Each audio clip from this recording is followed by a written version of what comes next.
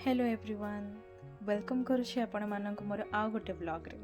आशा करुछि आपण माने समस्ते भलरे थिबे। आउ आज आमे कुआडे बाहरी छु चलु तो देखिबा। सबुदिन सकाळ उठी टेंशन जे आज को गां जीबी, कोठी रास्ता ठीक थिबो कि नाही, वेदर क्लियर थिबो कि नाही, आउ कौन कौन डिफिकल्टीज आसीबो, भलरे जाई कि भलरे फेरिबी कोन। तापरे सबुआडे कंधमाल गाँ गुड़ाक माने जंगल रे ही भितर सराउंड होगी थी कौन से भी गाँ आउे पुणी थकिकी जाकि फील्ड रे ड्यूटी कर सारा पर ऑफिस रे पुणी आउ काम बेले बेले इरिटेट लगे जे जॉब छाड़ दे घरे बसबी। तो भाविली जे माने मु जोटे चाहूली बहुत दिन आगु सेमतिया जॉब ही मते मिली और मुझे बाछी जॉब आगु पिला बेलू भुवनेश्वर पढ़ी तब सब चाहूली मु विलेज को आसापी गाँव रे ही जॉब पाइली। धीरे धीरे एक्सप्लोर करा भल लगुच गाँव लोक मानकर केमती चालीचलन केमती रखुंट केमती बंचुं तो ठीक अच्छे मो जॉबटा तो एंजॉय करुँच बहुत। आज आम जाऊँ लेतिंगिया पंचायत भितर आसुथिबा गोटे गाँ ना हूँ डंगाबाली। जी मु शुणी गाँटे टिके जंगल गाँटा जनबसति सेते नाही आउ पाख गाँव लोक मैंने से चाषबास करुँच। पक्का रास्ता टिके ऊपर को होकि जाइथिबा रास्ता देखि आमे पूरा आश्चर्य हो जाइथिलु काहेकि रास्ता टिके खदड़िया थिला, टिके नुह बेसी ही खदड़िया थिला।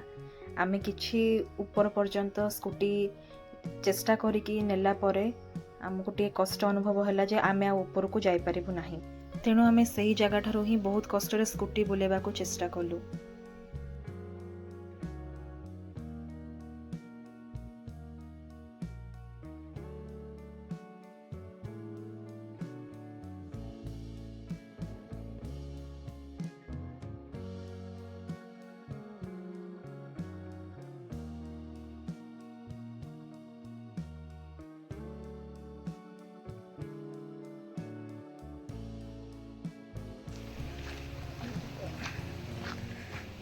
आहरी रहिला बहुत उठाणी आ टोटाली दी साइड रे किछि भी नहीं, जंगल ही जंगल।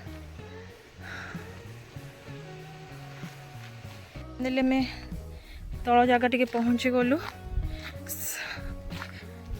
सरोज स्कूटी नहीं कि मेन रोड टे पहुँची गले। मु धीरे धीरे जाऊँगी मोर एतिक ही पूरा थकी गली आ मु टोटाली पारी ही बिनी मुठू गिव अप कली। बहुत डेंजरस लगुच जगटा भी पाखापाखि कहीं गोटे लोक नहांती माने गोटे लोक भी नहीं किसी यदि आमर असुविधा है कहले आम क्या हेल्प भी डाकी पारूनी। जेहेतु से गाँव में जापारू ना किंतु आज ड्यूटी तो करने को पड़ो तेणु आम आउ गोटे जगह को आगेलु गोटे घाटी रास्ता देकी जोटा कि टिके खदड़ा थिला किंतु चलिबो। एही रास्ता रे आगो को जाई आमे पहुँचलु लेतिंगिया गाँव रे। एही गाँटी भी देखा बहुत सुंदर लगुला।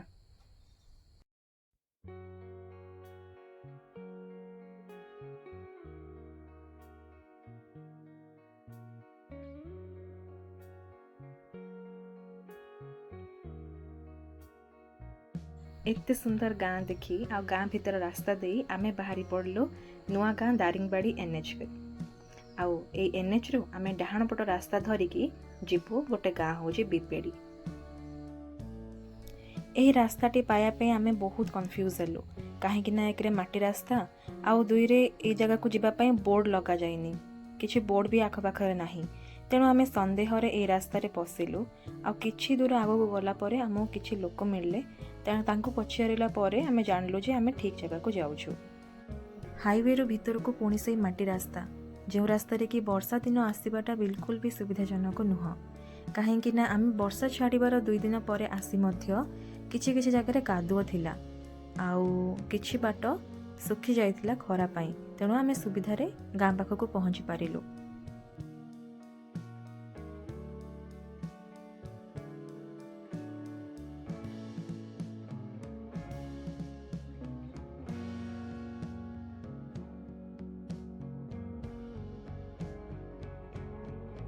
जमा 6टा ही परिवार गाँव रे। ପୁରା କି ଦେଖାଯାଉନାହାନ୍ତି, ସମସ୍ତେ ବିଲକୁ ଯାଇଛନ୍ତି।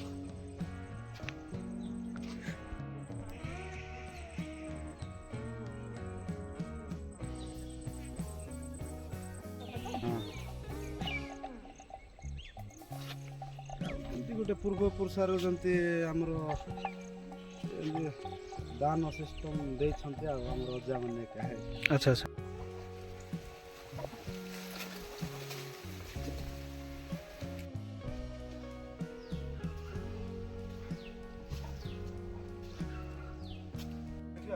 ଭାଇ ଜଣେ ଆମକୁ ବହୁତ ସହଯୋଗ କଲେ ଆମ କାମରେ, ଆଉ ତେଣୁ କରିକି ଆମ କାମ ବି ସମୟ ମଧ୍ୟରେ ଶେଷ ହୋଇଗଲା।